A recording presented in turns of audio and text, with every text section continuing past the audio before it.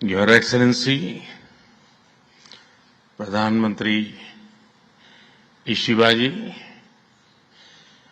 भारत और जापान के business leaders, देवी और सज्जनों, नमस्कार। कोनिचिवा। मैं आज सुबह ही टोक्यो पहुंचा हूं। मुझे बहुत खुशी है कि मेरी यात्रा की शुरुआत बिजनेस जगत के दिग्गजों के साथ हो रही है और उसमें से आपसे बहुत लोग हैं जिनसे मेरा व्यक्तिगत परिचय रहा है। जब मैं गुजरात में था तब भी और गुजरात से दिल्ली आया तो तब भी आप में से कई लोगों से बहुत ही निकट परिचय मेरा रहा है और मुझे खुशी है कि आज सबसे मुझे मिलने का अवसर मिला है। मैं प्रधानमंत्री इशिबा का विशेष रूप से आभार व्यक्त करता हूं कि वे इस फोरम से जुड़े हैं। उनके बहुमूल्य वक्तव्य के लिए मैं उनका अभिनंदन करता हूं। साथियों, भारत की विकास यात्रा में जापान हमेशा एक अहम पार्टनर रहा है। मेट्रो से लेकर मैन्युफैक्चरिंग तक, सेमीकंडक्टर से लेकर स्टार्टअप्स तक, हर क्षेत्र में हमारी साझेदारी आपसी विश्वास का प्रतीक बनी है। जापानी कंपनियों ने भारत में $40 बिलियन से ज्यादा का निवेश किया है। मात्र पिछले 2 वर्षों में $13 बिलियन का प्राइवेट इन्वेस्टमेंट हुआ है। JBIC कहता है कि भारत सबसे प्रॉमिसिंग डेस्टिनेशन है। जेट्रो बताता है कि 80% कंपनियां भारत में एक्सपांड करना चाहती है और 75% ऑलरेडी मुनाफे में है। यानी in India capital does not just grow, it multiplies. साथियों, पिछले 11 वर्षों में भारत के अभूतपूर्व ट्रांसफॉर्मेशन से आप सब भली भांति परिचित है। आज भारत में पॉलिटिकल स्टेबिलिटी है, इकोनॉमिक स्टेबिलिटी है, पॉलिसी में पारदर्शिता है, प्रिडिक्टिबिलिटी है। आज भारत विश्व की सबसे तेज ग्रो करने वाली मेजर इकोनॉमी है और बहुत जल्द विश्व की तीसरी सबसे बड़ी इकोनॉमी बनने जा रहा है।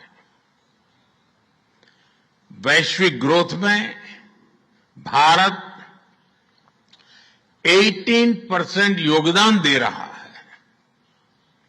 भारत की कैपिटल मार्केट्स में अच्छे रिटर्न्स मिल रहे हैं। एक मजबूत बैंकिंग सेक्टर भी है। लो इन्फ्लेशन और लो इंटरेस्ट रेट्स, करीब $700 बिलियन के फॉरेक्स रिजर्व है। साथियों, इस बदलाव के पीछे हमारी रिफॉर्म, परफॉर्म और ट्रांसफॉर्म की अप्रोच है। 2017 में हमने वन नेशन वन टैक्स की शुरुआत की थी। अब इसमें नए और बड़े रिफॉर्म लाने पर काम चल रहा है। कुछ हफ्ते पहले हमारी संसद ने नए और सिंप्लीफाइड इनकम टैक्स कोड को भी मंजूरी दी है। हमारे रिफॉर्म्स केवल टैक्स प्रणाली तक सीमित नहीं है। हमने ईज ऑफ डूइंग बिजनेस पर बल दिया है। बिजनेस के लिए सिंगल डिजिटल विंडो अप्रूवल की व्यवस्था की है। हमने 45,000 कंप्लायंसेस रेशनलाइज किए हैं।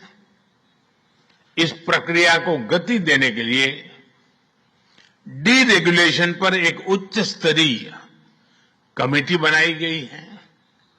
डिफेंस और स्पेस जैसे सेंसिटिव क्षेत्रों को प्राइवेट सेक्टर के लिए खोल दिया गया है।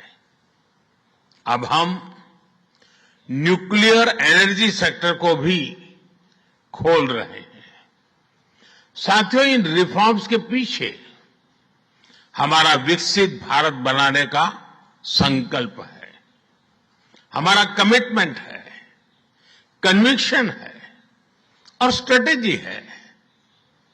और विश्व ने इसे रिकॉग्नाइज ही नहीं, एप्रिशिएट भी किया है। S&P ग्लोबल ने 2 दशक बाद भारत के क्रेडिट रेटिंग अपग्रेड किए हैं। The world is not just watching India, it is counting on India. साथियों, अभी भारत जापान बिजनेस फोरम की रिपोर्ट प्रस्तुत की गई। कंपनियों के बीच हुई बिजनेस डील्स, इसका बड़ा विस्तार से वर्णन दिया गया। इस प्रगति के लिए मैं आप सभी का बहुत बहुत अभिनंदन करता हूं। हमारी साझेदारी के लिए मैं भी कुछ सुझाव बड़ी नम्रतापूर्वक आपके समक्ष रखना चाहूंगा। पहला है मैन्युफैक्चरिंग। ऑटो सेक्टर में हमारी भागीदारी बेहद सफल रही है और अभी प्रधानमंत्री जी ने इसका विस्तार से वर्णन किया। हम साथ मिलकर वही magic batteries, robotics, semiconductor, ship building और न्यूक्लियर एनर्जी में भी दोहरा सकते हैं। साथ मिलकर हम ग्लोबल साउथ, विशेषकर अफ्रीका के विकास में अहम योगदान दे सकते हैं। मैं आप सबसे आग्रह करता हूं, कम make in India, make for the world. Suzuki और डाइकिन की सक्सेस स्टोरीज आपकी भी सक्सेस स्टोरीज बन सकती है। दूसरा है टेक्नोलॉजी और innovation. Japan tech powerhouse है और भारत एक टैलेंट पावर हाउस है। भारत ने AI, semiconductor, quantum computing, biotech और स्पेस में बोल्ड और एम्बिशियस इनिशिएटिव लिए हैं। जापान की टेक्नोलॉजी और भारत का टैलेंट मिलकर इस सदी के टेक रिवॉल्यूशन का नेतृत्व कर सकते हैं। तीसरा क्षेत्र है ग्रीन एनर्जी ट्रांजिशन। भारत तेजी से 2030 तक 500 गीगावाट रिन्यूएबल एनर्जी के लक्ष्य की ओर अग्रसर है। हमने 2047 तक 100 गीगावाट न्यूक्लियर पावर का भी लक्ष्य रखा है। सोलर सेल्स हो या फिर ग्रीन हाइड्रोजन, साझेदारी की अपार संभावनाएं हैं। भारत और जापान के बीच जॉइंट क्रेडिट मैकेनिज्म पर समझौता हुआ है। इसका लाभ उठाकर क्लीन और ग्रीन फ्यूचर के निर्माण में सहयोग किया जा सकता है। चौथा है नेक्स्ट जेन इंफ्रास्ट्रक्चर। पिछले एक दशक में भारत ने नेक्स्ट जनरेशन मोबिलिटी और लॉजिस्टिक इंफ्रास्ट्रक्चर में अभूतपूर्व प्रगति की है। हमारे पोर्ट्स की क्षमता दोगुनी हो गई है। 160 से ऊपर एयरपोर्ट्स हैं। 1000 किलोमीटर लंबी मेट्रो लाइन बनी है। जापान के सहयोग से मुंबई और अहमदाबाद हाई स्पीड रेल पर काम चल रहा है। लेकिन हमारी यात्रा यहीं नहीं रुकती। Japan's excellence and India scale can create a perfect partnership.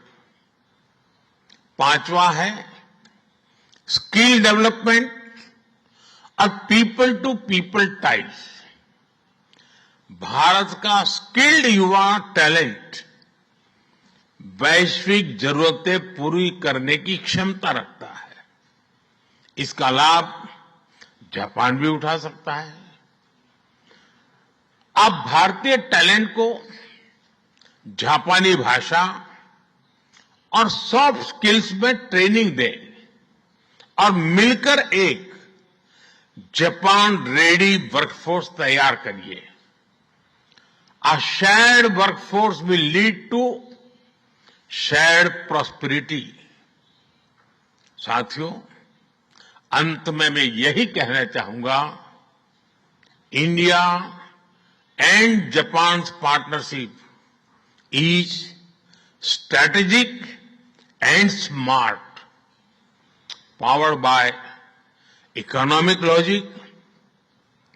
We have turned shared interest into shared prosperity. India is the springboard for Japanese businesses to the global south. Together, we will shape the ASEAN century, Asian century for stability, growth and prosperity. इन्हीं शब्दों के साथ मैं प्रधानमंत्री इशिबाजी और आप सभी का आभार प्रकट करता हूं। अरिगातो गोजाइमास। बहुत बहुत धन्यवाद।